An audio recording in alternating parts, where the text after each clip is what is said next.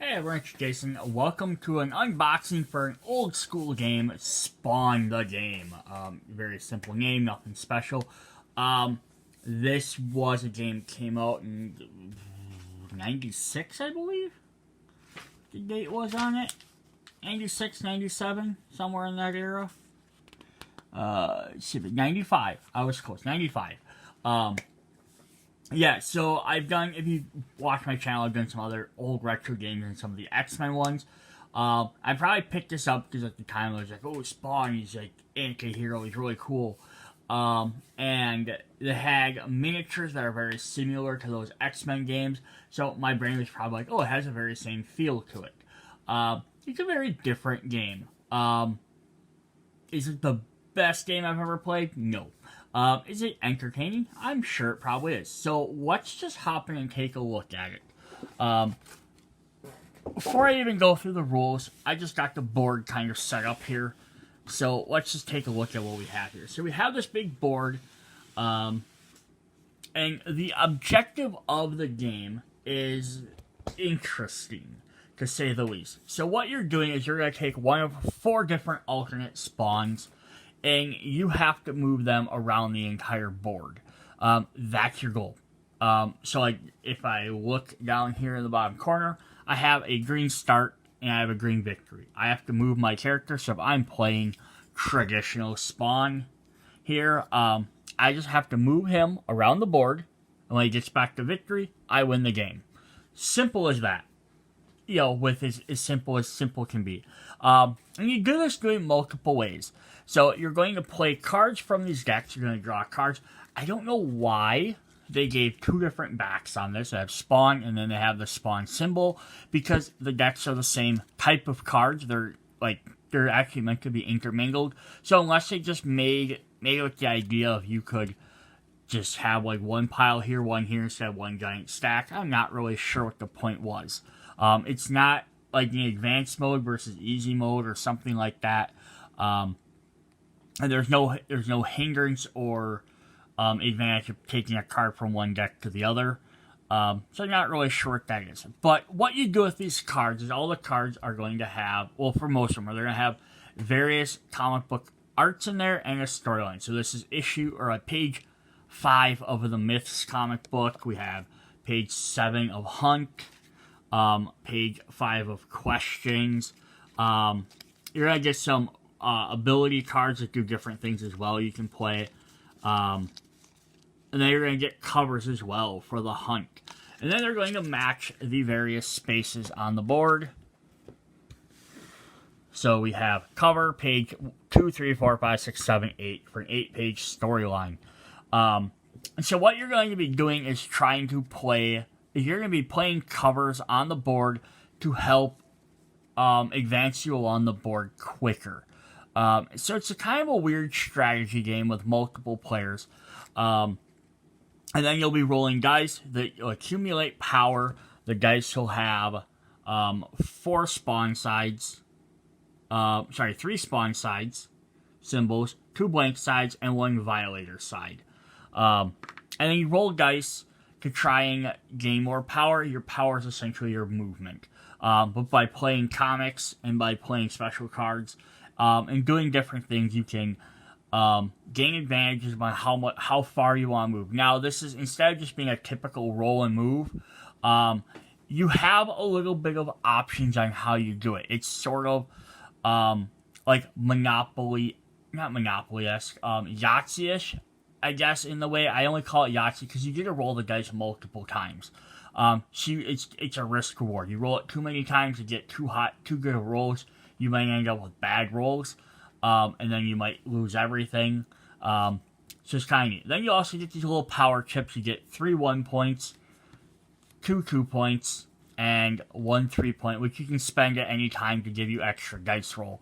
So if like you're really like, hey, I need that extra, not extra die roll. You gain extra power, accumulated power, which is what you use to move. I believe. Let me recheck that in there. Yes, it says before you roll the dice, you may spend one of your power chips The point value is added to the power you accumulate. So, but the thing is, you have to do that before you roll the dice. You can't be like, oh, I really would like to go 4 spaces. I can play this and go an extra space. You play it at the beginning, and then you can kind of use that to help out. So it's a weird system. Then you also get these little bases, which are the same ones that were from them X-Men games. And they just slide in here, and that's just so you can tell which characters which. I have the purple character, I have the yellow character. I mean, I have purple here, but I'm guessing the colors are probably green, orange, red, and blue to match the symbols. I just happened to grab one of the purple ones that was probably mixed in from one of the other sets, and now he's stuck on this character because it might not be the right size. That's basically how the game is works. I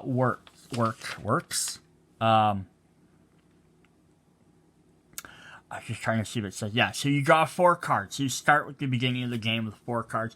Now, there are 65 story cards. So, each story represents 1 to 4 pages of cover art, plus 7 other cards 2 through 8. So there's a bunch of cover cards, and then there's fewer page cards. And there's 25 special cards. There are... Trying to look in the instructions. There's actually have instructions for once. It says there are, I think...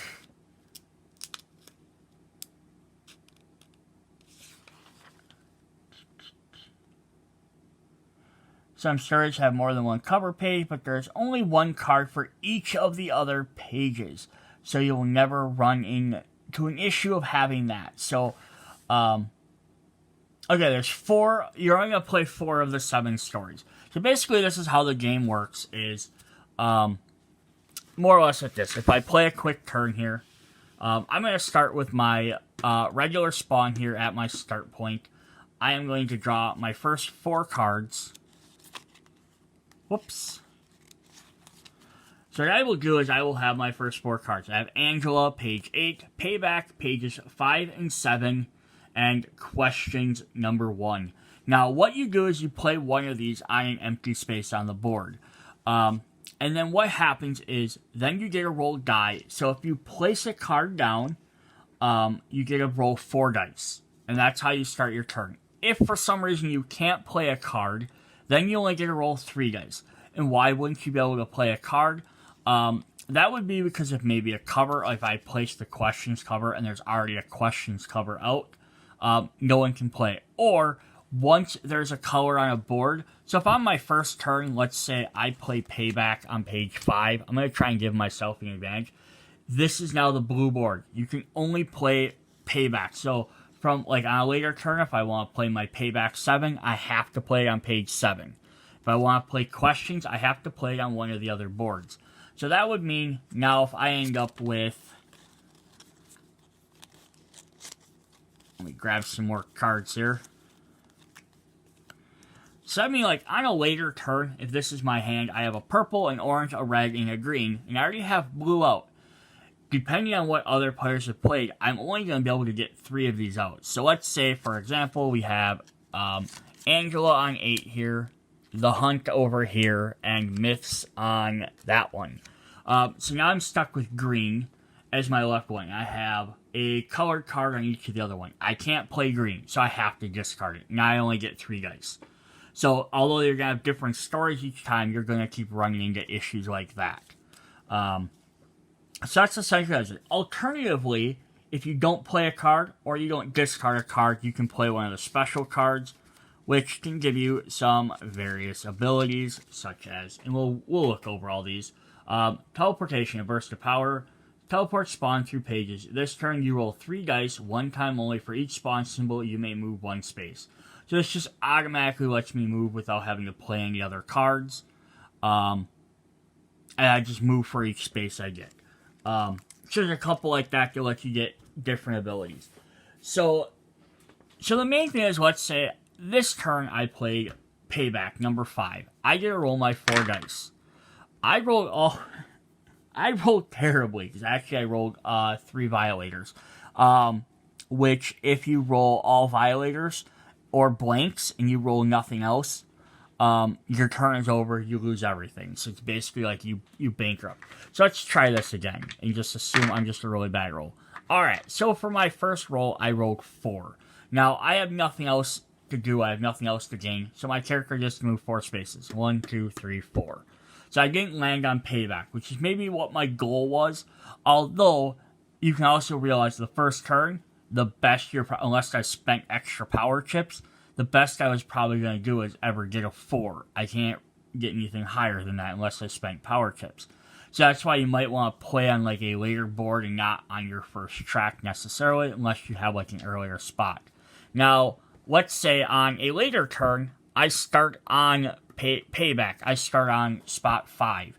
And then in that turn, I played a story card somewhere else. Let's say I played the hunt down here. So I get my 4 dice for playing a cover art, or for playing a card down. I also get tokens for each spot, for each different picture I'm on. So landing on the covers, or the different pages, can potentially grab you more dice. Now this is going to get me 3 extra power to use. Now that power is different than my dice roll. So it says, first I have to roll my dice. So I have all my dice, I'm going to roll and see what I get. I have 3. I have 1 blank one. I have the option now to re-roll dice. It says, dice with spawn rolls are each worth 1 power point. You may choose to roll all dice with the spawn dice again. Blanks and violator dice are set aside.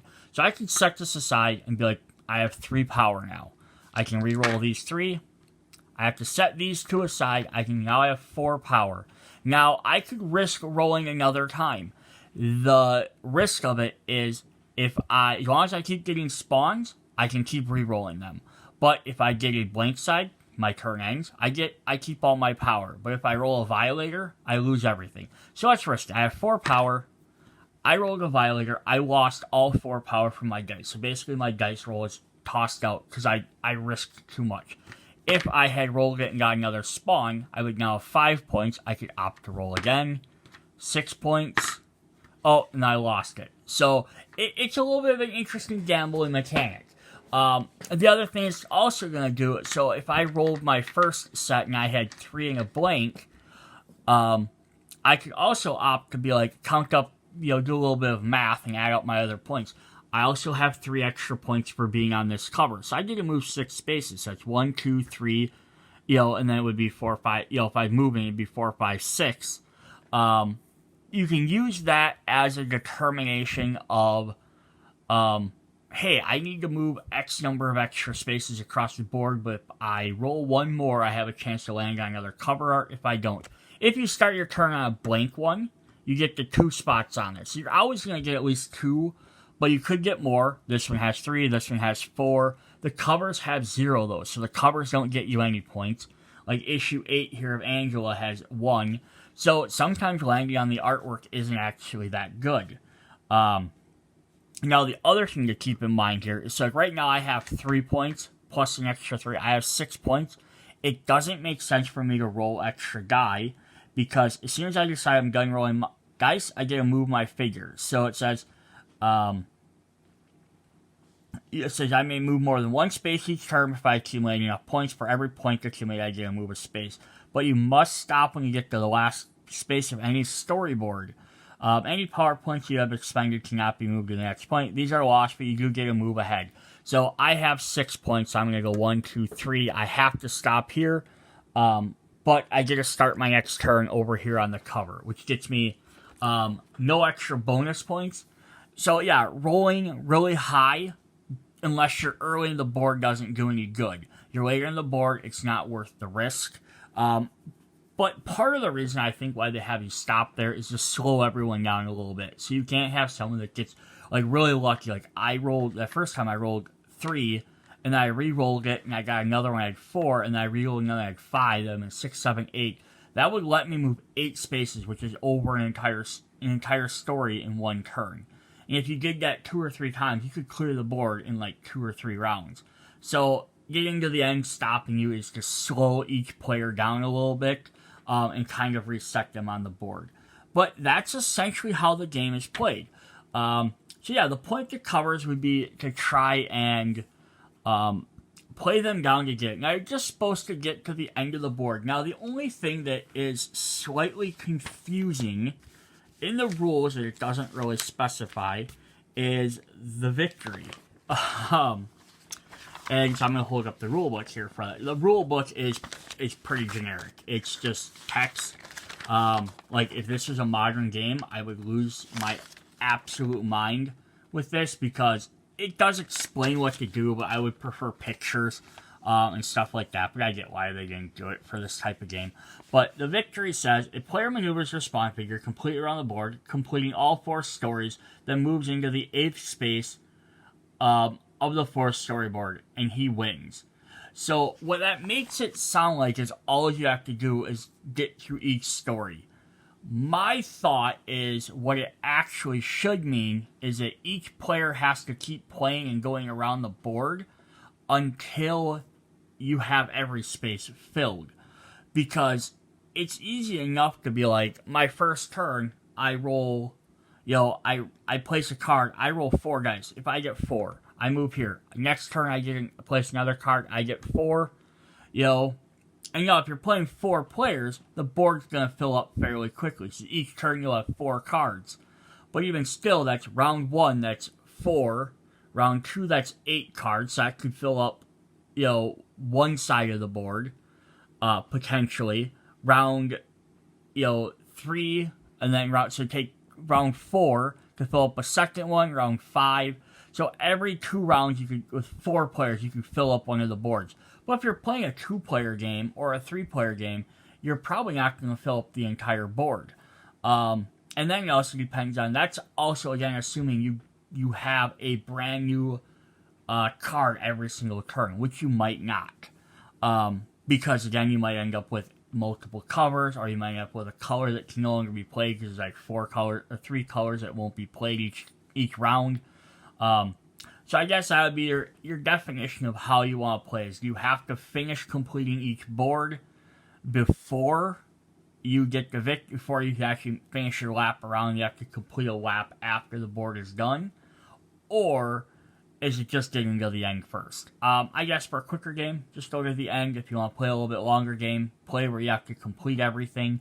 Now, even though each board's kind of sectioned off in a color, there is no restrictions, advantages, disadvantages, anything like that for trying to focus completing one side. So like if spawn here, I'm on the green side of the board, I don't have to try and fill up my storyline.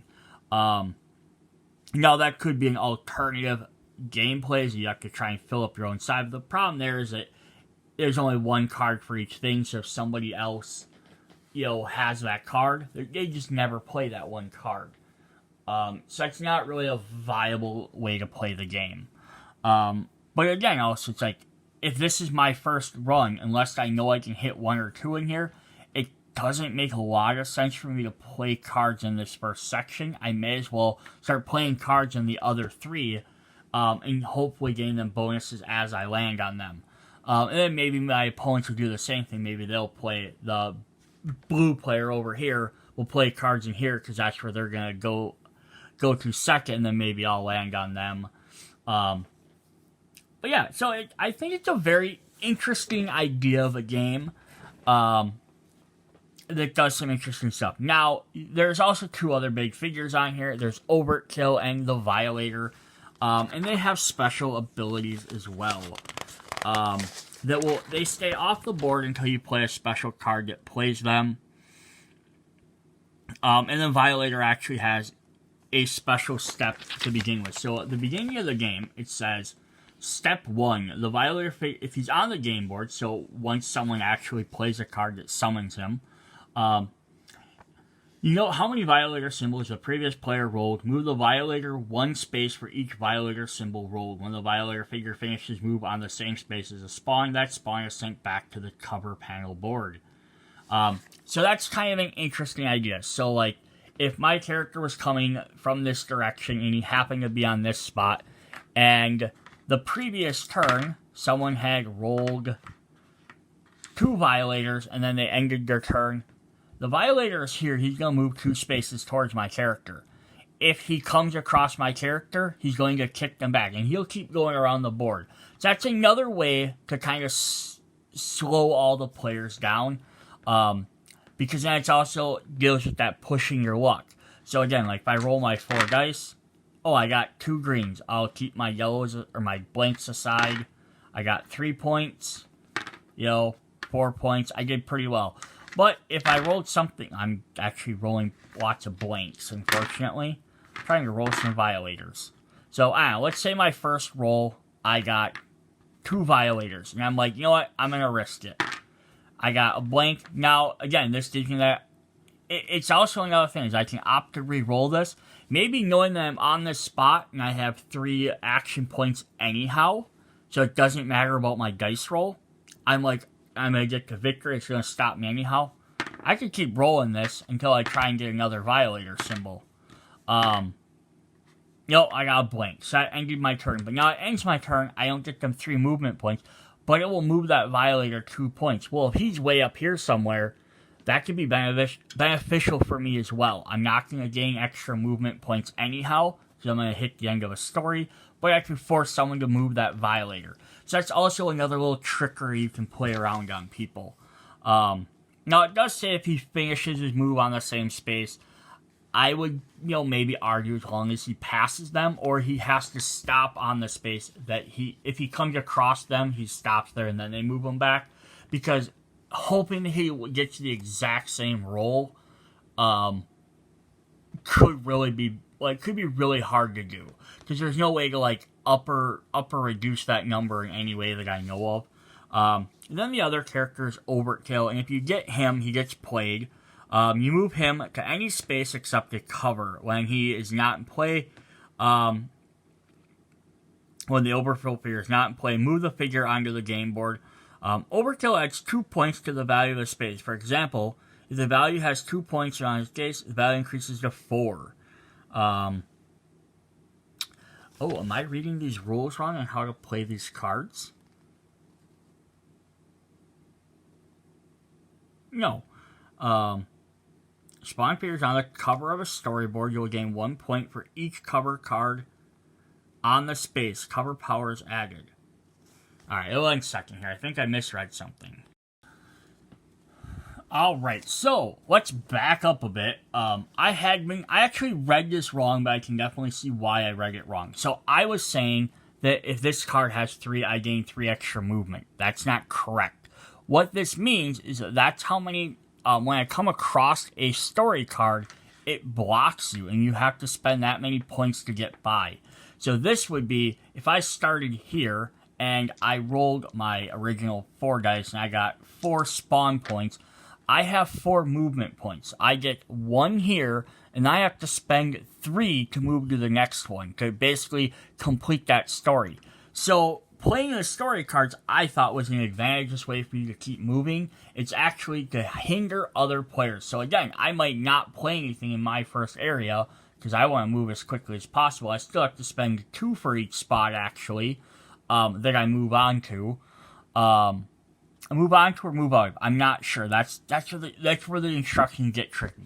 So here, I'm going to actually show this, and that's why I am confused on how exact this is supposed to be done. It says, declare your route, will not roll again, and move your figure. The more power you accumulate in a turn, the further you can move. Each story card has a value of 1 to 4. The symbols on the right indicate its value. The value of the space is the same as the value of the card of which it is in the space. The space is empty, it has 2 points. You may move more than 1 space in a turn if you accumulate enough power points. When you do not have quite enough points to advance to the next space, the extra points are lost. It sounds like when you're moving onto that space, I have to be able to spend it. So to move to this, I have to spend 3 points to move to it, and then I'd have to spend 2 to move to the next one. So that means I only have 1 point. So now definitely with that, I can see where the game is going to take longer to get through. Because you're going to have a lot less movements. I was sitting there thinking, you're rolling like not 8s and 9s to get through. But if you have to keep spending them, they're going to get harder. And then that goes where I said there was multiple covers. That's where it says you have a bonus cover. So every time you play a cover on the same spot, it increases it. So basically, there's like Spawn comics, definitely, where you had a crap ton of variant covers.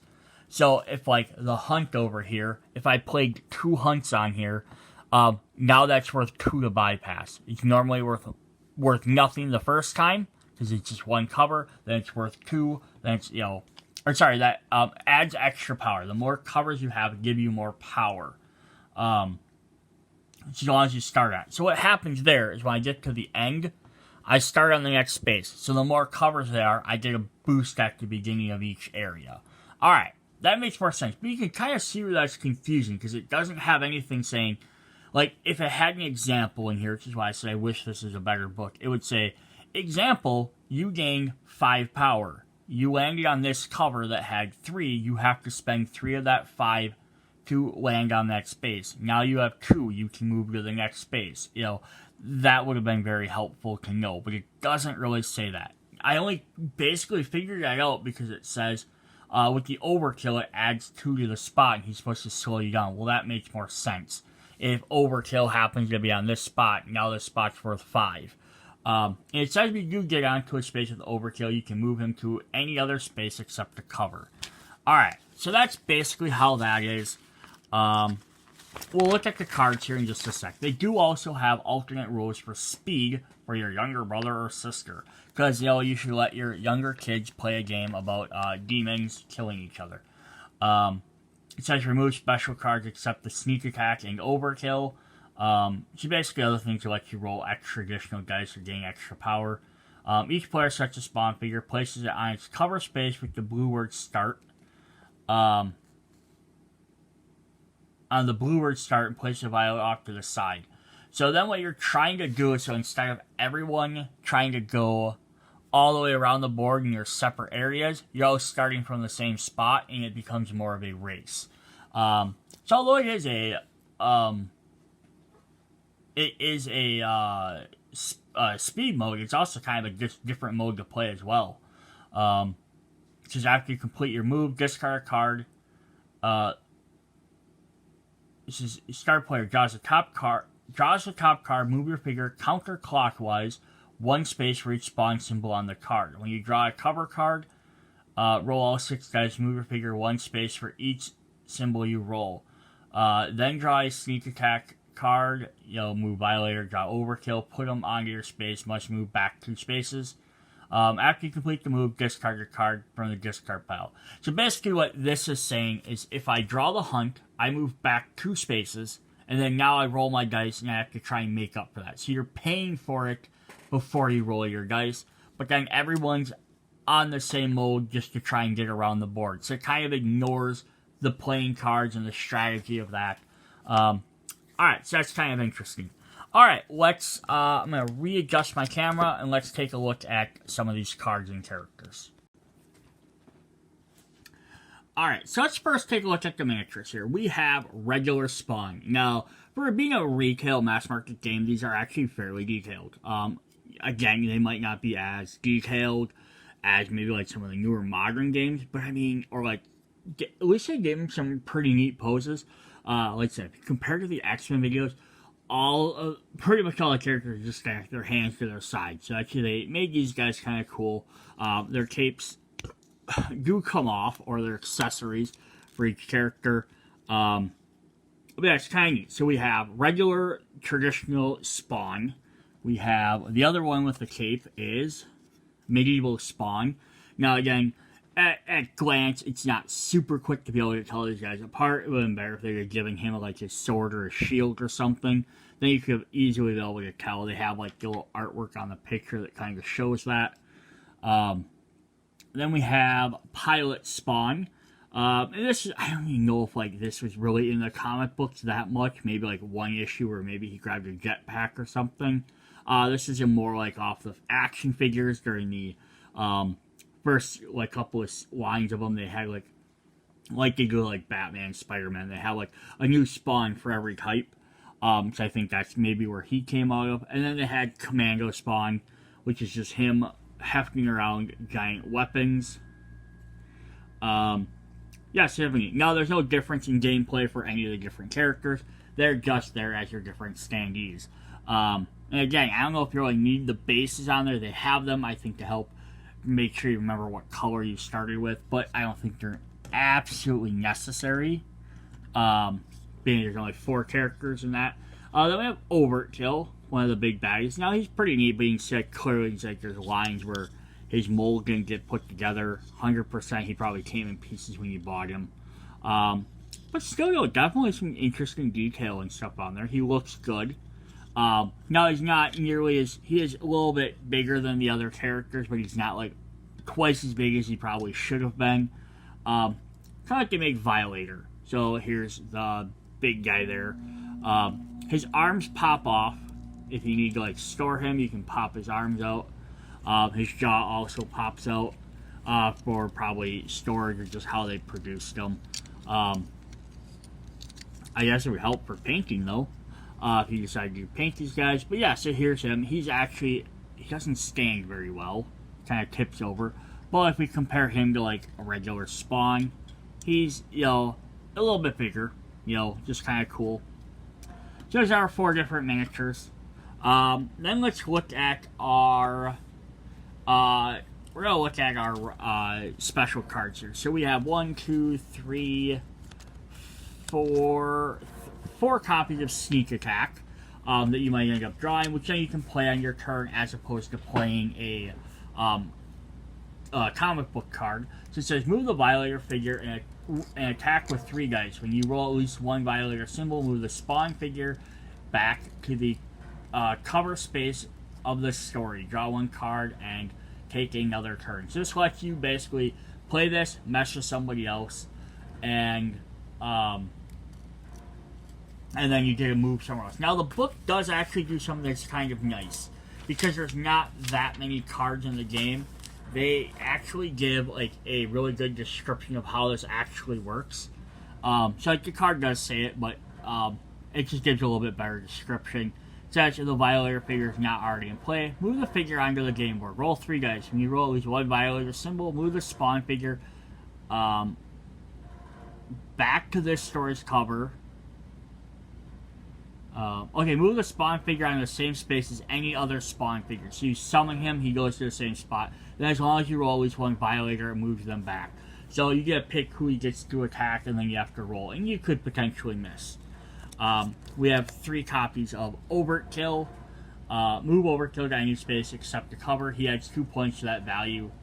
Draw 1 card and take another turn. So the villains basically replace themselves.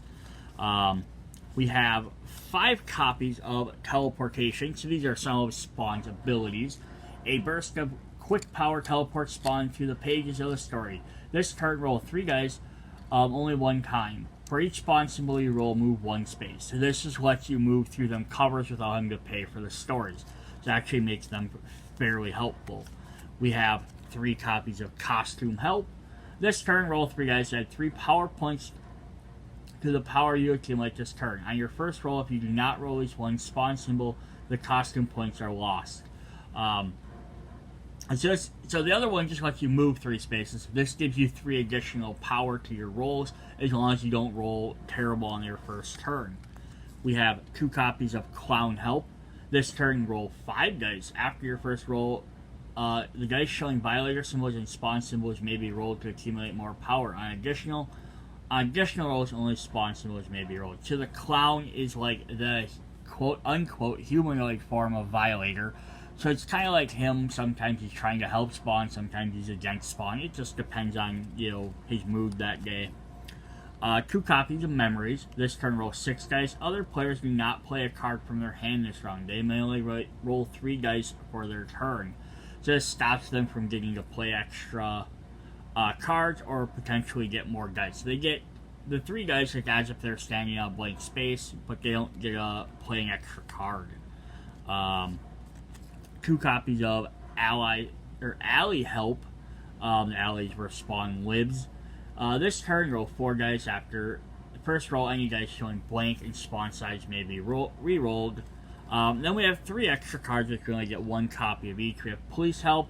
Detectives Twitch and Burke provide some assistance. Roll 4 dice this turn. Friends, Martin Alexander lends a hand. Roll 4 dice this turn.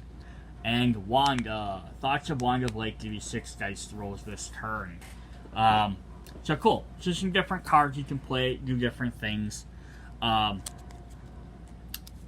let's look at our covers and our comics. So let's see if I can zoom in on these. So these are definitely some good artworks here.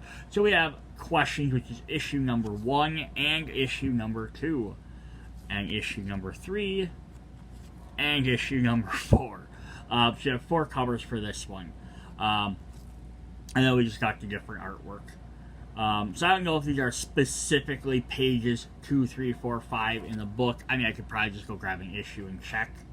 But I think they're just various pictures from them, various issues.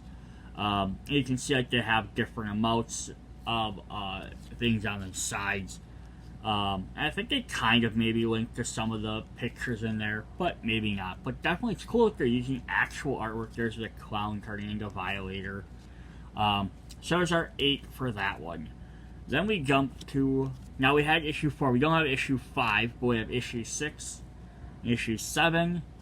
So this one only has 2 covers. This is Payback. This is where you fight Overkill for the first time. Kind of fly through some of these.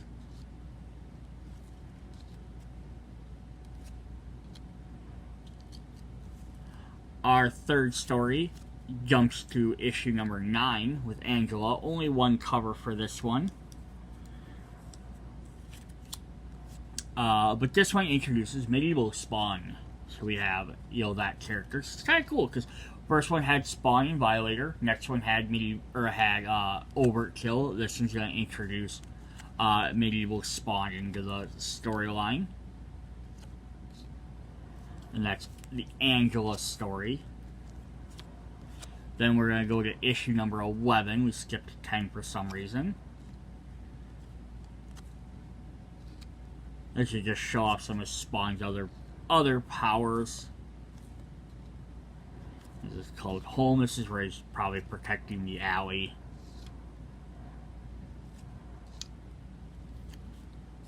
Alright, then we jump from issue 11 to issue 12 and number 13, Flashback. So we get some interesting storylines there. We have a new villain in there, Chapel, who is not actually represented in this game, much like Angela. But we have that. Then we have Myths. So we have issue 14 and 15. This has Medieval Spawning again. Some more Violator. Now, like the Medieval Spawn was actually a full-on character in there. He's still actually currently in the series. I don't follow the series that close, but I do keep little snips in here, there. So those are all those. And then finally we have issues. Jump all the way to number 21, 22, 23, and 24 for the last one, The Hunt. So yeah, the first one had a bunch. The last ones have a bunch. Some of the other ones have 2, and a couple of them have 1. So this was just our last 8 pages of artwork. And there's Birch and Twitch, the detectives that were mentioned. The other one we saw Wanda in her wedding dress. Here's Overkill again. Now it would have been cool if Pilot Spawn and Commando Spawn were actually in issues, even if they're like a one-off or a very close representation, if they would have been in here as well. But yeah, that's what we have for Spawn the game. The backs of the cards are either going to have, again, the Spawn symbol or the Spawn logo. So yeah, that's going to have my thoughts on. I think it's a very interesting idea of a game, because like you're playing cards to hinder, you're relying on luck. That being said, that's all I really have to say about the game. I think if you could find it secondhand, you could pick it up. It could provide a little bit of entertainment for you. I would love to see a upgraded version of this game, like a re-release, like remaster type game. And I kind of talked about just when I did my X-Men videos too. If you watch them, like thoughts that I think I would maybe want to add to the game or change to it without making it a full new game. So I'm going to talk about that for a little bit. So if you don't care about hearing about my what-if scenarios for this game, you are more than happy to go ahead and leave. Thank you for watching this far. If you'd like to stick around, go ahead and listen. Maybe leave comments on what you think of my thoughts. So the first thing I would definitely change in there is these tiny ass little cards. I would make these full-on tarot cards. Regular cards might be fine too. I think tarot cards would be really cool because they would be, like that much bigger. I have a tarot card sitting around I can grab. Why do I never have anything I want? Let me pause and grab one quick. Okay, so yeah, these, especially because the whole point of this is just be showing off the artwork and the covers and everything, it would definitely be cool if they were bigger in size. Now, I can get, there's, 65 cards, is that what it said in there? 65 regular cards and then 25 others, so 90 full cards. So having 90 bigger cards, I can maybe see why that could cost more money, but I think it would be worth it. So even comparing one of these tiny cards to a regular sized card, even if it's regular sized card, it's almost it's almost at least twice the size for the artwork, but it would look a lot better. You can see the artwork a little bit cooler. That I think definitely been cool, but I think a tarot card would be even much better. So like, I'm using this Power Ranger Games, it's the ones I have there. It's like a regular card versus a tarot. It's a little bit wider, plus it's taller. So now if you had this as a full-on artwork, taking up that, you can even have like these symbols and stuff like just listed across the top, like questions, chapter 8, like page 8, and then have like the list of symbols there, and then have like that much of the card be artwork. It would make the cards look a lot cooler and stand out. Now, again, you have to put them on the board. So now there's where you run into a thing. If all of a sudden now trying to put, 9 of each of these on the board, it's going to take up a lot more room. So you'd have to redo the board in a different way to make that work.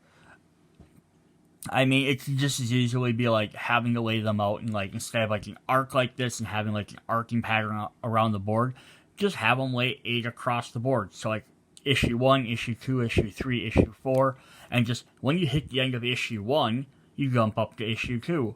And now it's just okay, but each player starts at a different side. It's supposed to be the idea. So it's like either that or just abandon the board altogether. Each player plays a pile in front of them, and you have them in that row. You just have to know that you have to play them in that order, or have little dashboards for each thing. So instead of having them arcing like this, you just have 8 slots going across it. Each player gets one thing that represents their part of the board, and then they form into like a 4-player board. That definitely something to do. So that's something I would definitely just recommend. I would say make bigger cards, bigger artwork. The second thing I would maybe change or upgrade, and obviously you can upgrade the dice components to have these be like engraved pictures on here instead of stickers, or pre-printed so they're more even. That's a minor thing. I'm not as concerned about that. If I was paying for a big game, I definitely would. The miniatures I think are fine. I don't have a problem with them. If they made better miniatures, great. If they got rid of miniatures and just put in cardboard standees, fine with that too. That's always a back and forth on, especially watching newer games, is people are like, oh, rather than giving me 40 different miniature characters, I would rather just have standees. It makes the game cheaper, easier to carry, to store, because they don't take up as much room. So like when there's 6 characters, miniatures are fine. But like I imagine if this got like some sort of relaunch or like someone redid it as like a Kickstarter type thing, like modern days, they would probably have like, every different version of character you can think of. Especially if the characters themselves don't do anything, why not throw some extra ones in there? But then again, I could see that would, although the miniatures would always be awesome, I'd love to have like medieval Spawn holding a sword and a shield. Regular Spawn, maybe like you have like one pose where he has like his chains out. Commando Spawn holding weapons. Even like pilot spawn, like being in like a flying motion. They have more action poses. That would definitely be a little bit cooler. And make them a little bit more interesting to buy. They've got other different characters that have shown up over the years as things as well. But either way, in miniatures, standees, either way, more characters. Another thing that would be cool with the characters, though, would be asymmetrical player cards. So, start the game off. You want to play easy mode. Everyone just plays a figure. They all play the exact same way. Your differences in the cards. Would be kind of cool if they each had different powers. Like, to kind of represent maybe their different abilities or things like that. Like, maybe regular Spawn, maybe have him having ability where he starts the game with extra power chips. Like everyone normally has 3 1s, 2 2s, and a 3 3. Maybe he starts with 2 extra, like 1-point chips or something.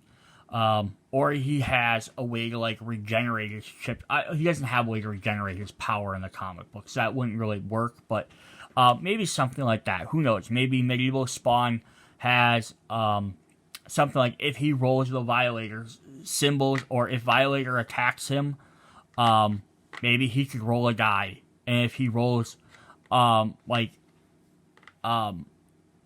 Violator attacks him, someone rolls like 3 dice, right? Oh, okay, Violator's attacking me. And if they happen to get any Violator symbols, they do damage. Then he can roll like a dice to try and negate that. That might be kind of an interesting idea. Jetpack Spawn, maybe he can get like he can sacrifice certain number of dice or something just to gain like a free movement point, right? Like, hey, if I roll 3 spawn points, I can sacrifice all 3 of these to move 1 space. Now, lots of times that might not be as beneficial, but there's times if you have a higher cost comic book coming up, you can just avoid that 1 space. So that might be worth spending 3 points just to do that. Maybe that's even some of the other things. They can spend their dice to do, instead of using movements, they can spend them for powers. That'd be kind of a neat idea. What also would be kind of cool then is if you're going to expand the roster, expand the things, is maybe have like an expansion with more issues. That'd be kind of cool. Maybe get into some of the other, other different characters in those different eras and things. Different other things. But maybe also even make some of the, if you're going to make the characters have powers, give some of the other characters the option to play as some of the other characters. Like maybe you can play as Violator or the Clown or Overkill, or bringing Angela or like Chapel, like the other characters we saw in the cards. More villains get added into the deck. Hey, you want like you set up the deck, you add X number of villain cards into the deck. So if I want to play as just Violator, I just add Violators. I want to have Overkill, I play Overkill. I can play both of them. I can add 4 guys that I'll make for a really difficult game. Or I could swap out and only have 2 different ones. Give them different abilities, right? Which would be kind of cool. Like right now, they each have their own special little thing. Have different villains that could swap out. But then even make them all playable characters. Like I could pull the Violator card out of the decks. Instead of having someone that runs around and pushes people back, I could have like Angela in there, who might have a different effect. I'm not even sure what she would do at this point. I don't even know legally if they can use Angela anymore for this game, because I think now she might be part of. I think now she's fully part of Marvel, so that might ruin some of the stuff you can do with these earlier things. But that would be definitely an interesting thing. But like Chapel, he's a guy, he's a soldier, he has guns. Maybe he has an ability, like when he comes in, so instead of like Overkill blocking places or Violator moving people, maybe he has the ability to like set a trap or shoot somebody that does something. He rolls dice. If he does this, maybe they have to discard cards from their hand. Hey, he lands on your spot, he attacks you, you roll dice. If you roll a Violator, you have to discard a card from your hand. Like, might not be the most hardest thing ever, but it would kind of work like Violator does. He punishes you if he gets there, but it's still a dice roll. But then you can make Violator a playable character, which he has special abilities too. Like maybe if he crosses paths with another player, he automatically pushes them back to the start. So that would be a punishing thing for him just to be moving around the board. It might make it a little bit harder than the spawn characters who have to spend dice to do stuff. He just gains an innate ability. So I definitely think there could be some cool improvements in this game. Obviously, you could also upgrade like the chips to different like tokens or something, which would be kind of neat. But yeah, I think the two big things would be bigger artwork cards, which then again you have to rework. You have to rework the board, but that's just as easy as having to play, 9 of these in a row in front of a character. Have a single board, have 9 across. What's that? 1, 2, 3, 4, 5, 6. This board is 6 long, so it'd be a little bit longer than 6 of them. If you decided just to go with a regular card side, that's what, 1, 2, 3, 4, 5, 6, about 7. So it'll be a little bit wider boards. But you could play them in front of each character, like you just have them like form up to have like a four-part board with you play them in like left to right. They wouldn't have to be these arcs. So I think having all these arcing might take up a lot more space, but maybe, or it might just be an awkward board to make. And then the asymmetrical power should also be a neat thing as well. Make the characters playable one way or the other. Again, you could always add more characters. Spawn has been started in the early 90s. So this was, game came out in 95, so it probably started like 92, 93, somewhere in there. But yeah, it's still an ongoing series. And then you can even opt to like my brain goes Kickstarter with this type of stuff where they have all these cool expansions. If you have the rights or if they're available, add some of the other character from different franchises. Add an expansion that's Witchblade. Add an expansion that's The Darkness, where you could then use those comics instead. And basically just have, instead of having a Spawn on the back, have like some other generic image. Like if they're all still part of Top Cow, have Top Cow on the back. And then that way you can mix and match any of the games together. Or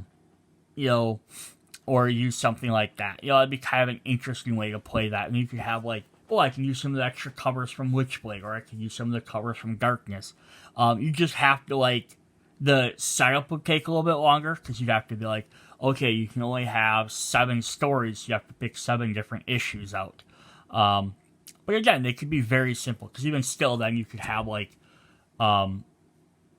could have Spawn here, and then you could have, if you're mixing it for different companies, you maybe not use a Spawn symbol, maybe use a different symbol, maybe just keep the Spawn symbol for all of them just to make it easier, or however that works for you. But again, you have a bigger card, you have the artwork, have Payback, issue 8, or page 8 in there, and then you could have the Spawn logo in the bottom corner or something, so that's from the Spawn set. This one has a Witchblade symbol. This has a Darkness symbol. If you could go, again, this is where it starts to get murky for crossovers, because some of these books were in the same line originally, but now they're not. Because I know Wildcats and Gen 13 would be kind of cool to have and add into something like that idea. But I think they're both now DC. Like I said, Angela is now part of Marvel. So you have to watch some of the copyrights if you're going to do some of these. Some issues wouldn't be allowed to be done. But yeah, I think there's some definitely cool ideas you could do for this game. So that's Spawn the game. And it came with a comic book which has the first issue. It's kind of neat on the back side of the instructions. That's why I remembered I had it, because I was like, I bet you I have the instructions sitting in with my comic books. Yep, so there we go. That's Spawn the game. Hope you guys enjoyed this video. If you are liking these old retro looks at old games, let me know, and I'll try and do some other old games I have. Alright, see you guys later. Bye.